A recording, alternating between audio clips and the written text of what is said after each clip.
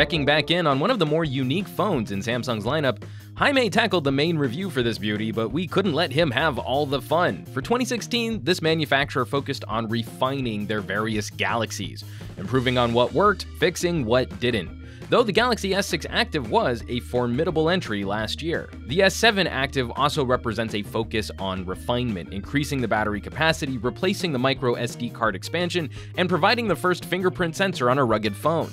The S7 boasts some welcome improvements over its predecessor, though the main aesthetic remains similar. Take the guts of a flagship and cram them into a more durable shell. The most impressive aspect to show off, of course, is water resistance. Like for reals though, none of this dribble water on it from a sink stuff. Yeah, that's more like it. It's become a tradition here in LA for a group of us bloggers to head out to a water park to torture test tough technology. So let's see how well the Active survived.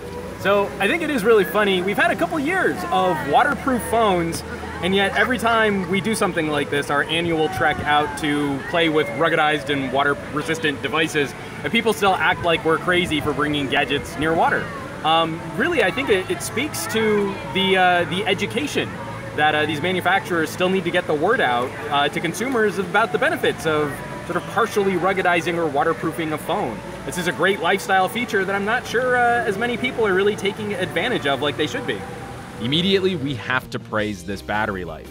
In getting the review unit at the water park, the phone only had about 60% charge out of the box. Popping in a SIM, connecting to LTE, and shooting photos and video aggressively for around 5 hours, we left the park with around 20% remaining. For a phone which is built on peace of mind, that battery life provides a key feeling of assurance that when you need the phone, it'll be there for you. Unfortunately, the software still feels like it could use a bit of polish. One of my favorite features in showing off these tests is firing up dual camera for water slides.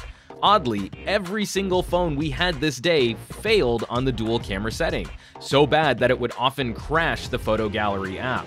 A really scary fault to find that maybe we had lost all of our videos, but thankfully everything but the dual videos were recovered. We've seen numerous reports that this Active might not be quite as durable as last year's offering, and out of 6 phones tested this day under aggressively wet conditions, we did have one phone start acting up with random reboots and a blacked out camera, a situation we did not face with last year's phone under similar usage. But of course, this is also luck of the draw. We don't have a scientific way of testing like this moving from year to year. Folks, if I'm being perfectly frank, I think I prefer the lines and angles of the S6 Active over the S7. This year's phone just looks a little softer and doughier, and I really miss that killer blue camo look.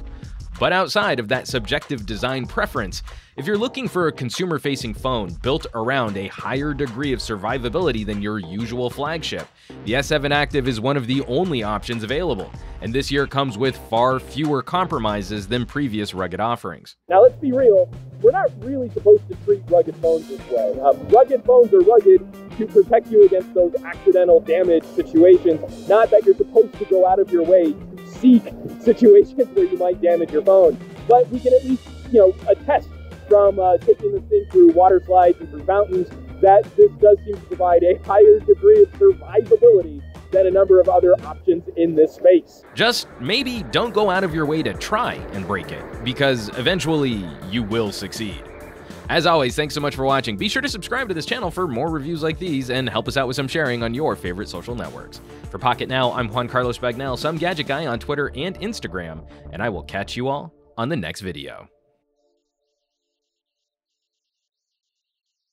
Oh, so cold! Oh, so cold! Oh, so cold! Oh, so cold!